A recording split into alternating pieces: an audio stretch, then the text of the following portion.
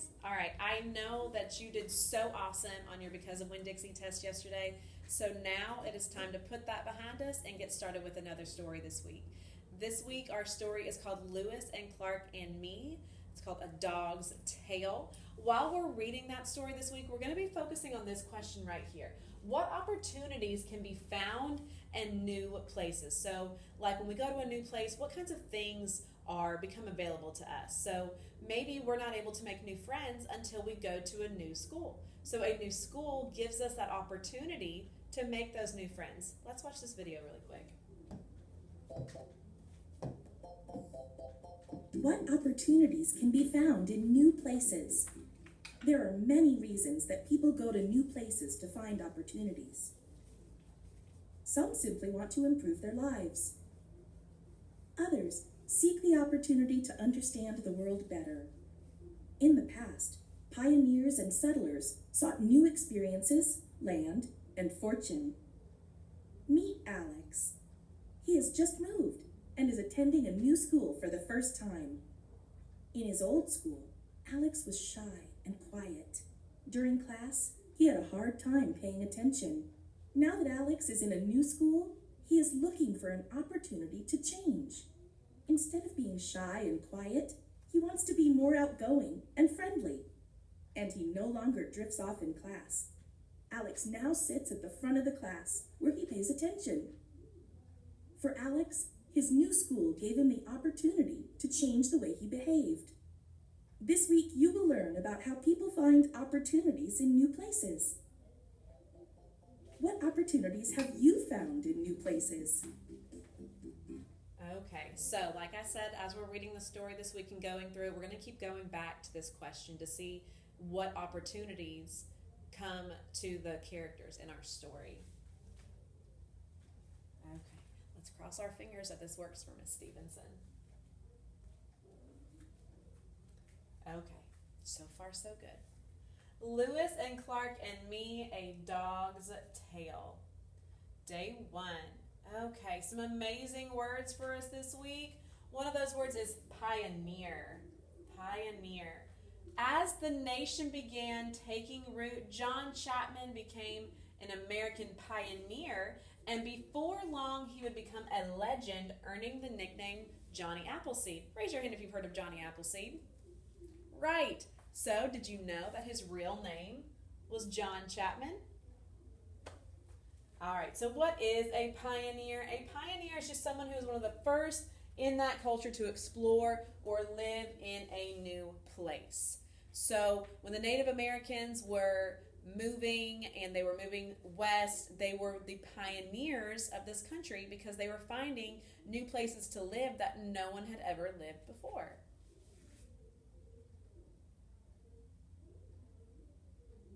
Traveled. As he traveled, Appleseed claimed land, cleared it, and planted seeds. What does that word traveled mean? It just means to move from one place to the other. So like if you were to go to the beach for vacation, you traveled from Moundville to Orange Beach or Gulf Shores or maybe Panama City. That's what traveled means. It means just you're moving from one place to another. Settlers. He became friends with Native Americans and settlers in the territories that he visited. What exactly are settlers? They are just people who move to an uninhabited area. What does uninhabited mean? And that just means that people aren't living there yet. So settlers are people who come and they kind of are the ones that set up a new town or a new place to live.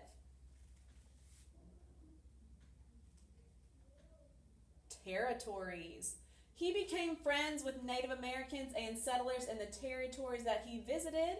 What exactly are territories? Territories are just areas of land. So Moundville could be considered a territory because it is a piece of land that people live that we've named. Tuscaloosa. Anywhere that's an area of land, we don't call them territories, but that they could fit that description. Alrighty. comprehension skill this week. Last week we talked about sequence. This week we're going to talk about author's purpose. Author's purpose, as you know, is the reason why an author writes a story. We all have reasons why we do things, right? I went and grabbed a snack because I was hungry. I went to sleep because I was tired. Same thing. Authors write stories for specific reasons.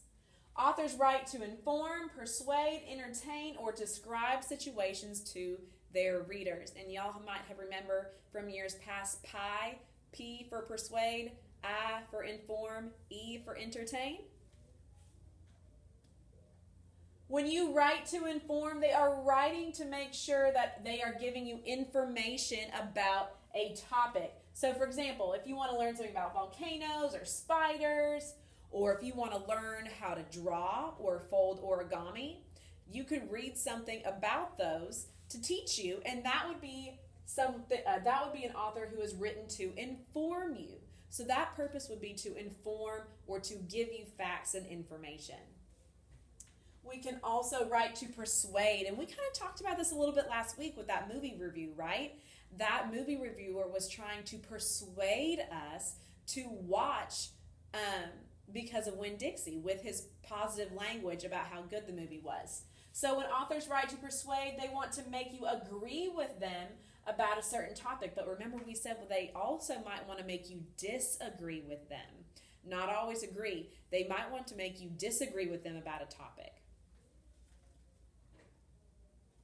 When you are writing to describe, you are talking about the way an object looks, tastes, smells, feels, or what it does. So we're appealing to those senses. What we see, what we can smell, what we can taste, what we can hear, and what we can touch. So you would say the blanket was fuzzy, or the roses smelled good. You would describe maybe how macaroni and cheese smelled, or you could describe how something looks. You could say the bright red chair or the pink pom-poms on the bulletin border. That's just giving you a better description so that you can kind of close your eyes and picture it in your mind. When you are writing to entertain, I think we kind of get stuck on this one because when we say we're writing to entertain, you think that it means it has to make you laugh or you have to think it's funny. But that's not the case. When you write to entertain, you write to entertain a whole slew of emotions. It can be to make you laugh, to make you cry, or it can be just to make you enjoy it. But it can also make you mad too. So when authors write to entertain, they want to make you feel an emotion, not just so that you can laugh. Okay, they might want to make you cry too.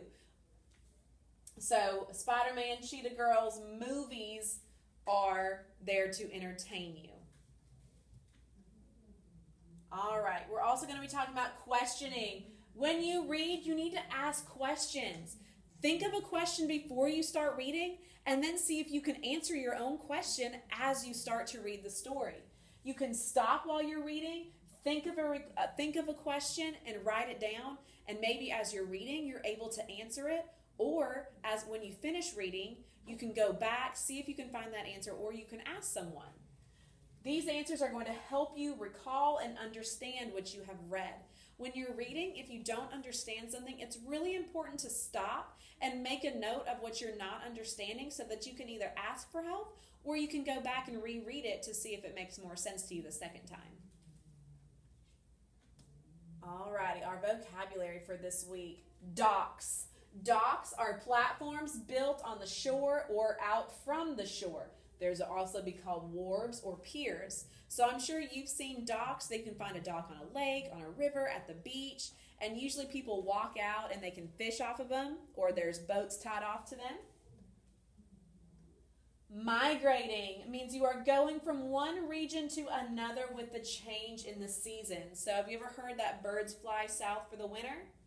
That's migrating. They're flying from somewhere north, wherever they're flying from, to the south so that they can get to warmer weather. Scan means to glance at it or look over hastily or quickly. So maybe sometimes when we get into class, I'll tell you, hey, I just want you to quickly look through this passage and see what things stick out to you. I'm not necessarily asking you to read it, but I'm just asking you to scan over it to see what pops out at you. So to scan just means to kind of look at quickly. Scent. A scent is just a smell. Okay, so most things that we eat, that we cook, have a scent, right? Sometimes maybe you'll wake up in the morning and you can say, I smell bacon, right? We can smell bacon when it's cooking. That is a scent. That is just a smell that is given off by something. A wharf is a platform built on the shore or out from the shore beside which ships can load or unload. Now be careful. Notice that this definition is very, very similar to the definition for docks.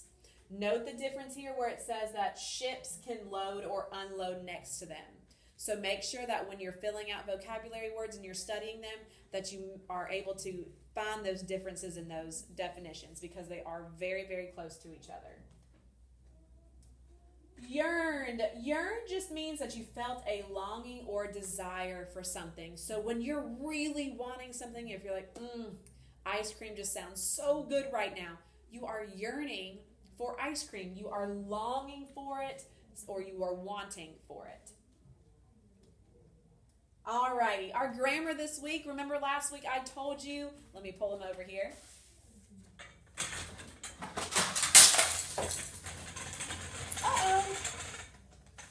Okay.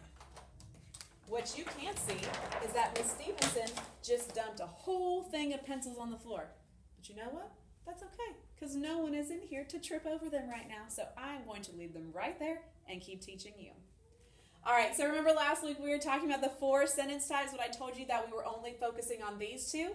Well, now we get to move on to these 2, imperative sentences and exclamatory sentences.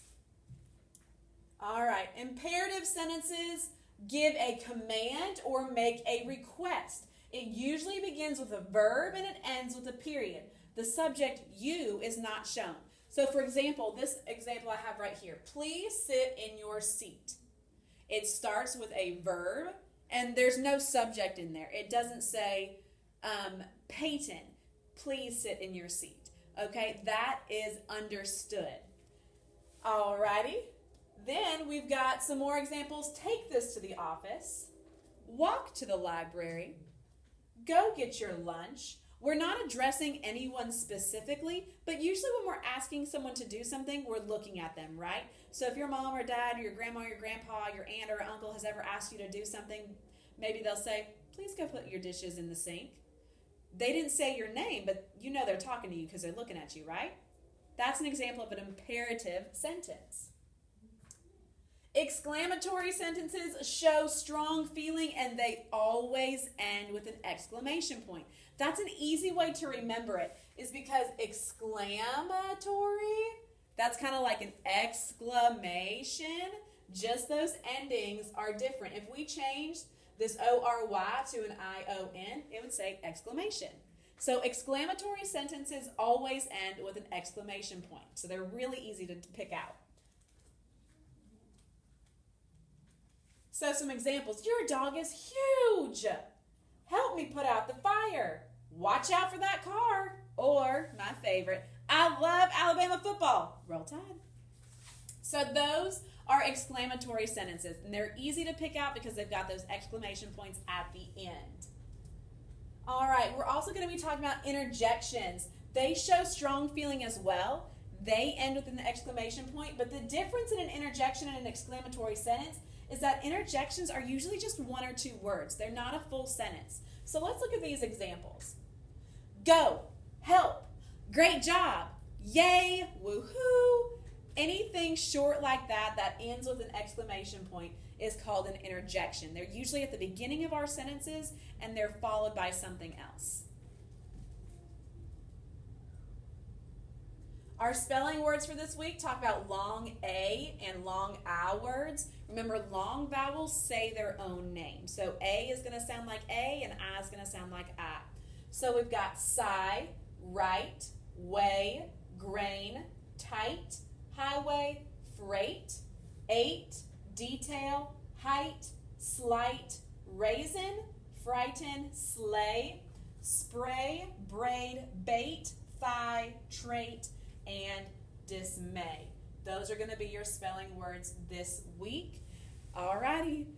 Great job today, guys. You are doing so awesome, working so hard through all of your work, your reading, and your math, and I just want you to know that I love you, and you are doing awesome, so keep up the great work.